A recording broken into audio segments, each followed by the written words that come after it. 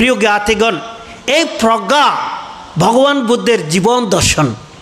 এই প্রজ্ঞা 84,000 ত্রিপিটকের নির্যাস। এই প্রজ্ঞা ভগবান বুদ্ধের 45 বছর ধর্ম প্রচারের মূল ভিত্তি। আজকে আপনারা এই প্রজ্ঞা দর্শন মেডিটেশন সেন্টারে এসে প্রজ্ঞাকে আহরণ করার জন্যে, প্রজ্ঞাকে লাভের জন্যে, প্রজ্ঞাকে পাওয়ার জন্যে সাধনা করছেন।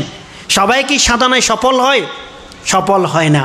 অনেক ছাত্র বিদ্যালয়ে যায়, সবাই কিন্তু বিদ্যা পায় না। অনুরূপভাবে অনেকে বিহারে আসে, ধর্ম দেশনা শুনতে আসে, সবার পক্ষে ধর্ম দেশনা শুনে জীবনকে সার্থক করা সম্ভব হয় না।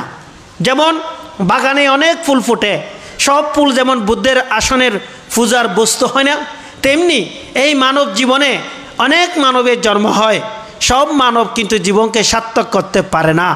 এই জীবনকে সার্থক করতে হলে একদিকে দানশীল ভাবনা, আর দিকে শীল সমাধি প্রজ্ঞা, এই দুটি জিনিসের খুবই প্রয়োজন।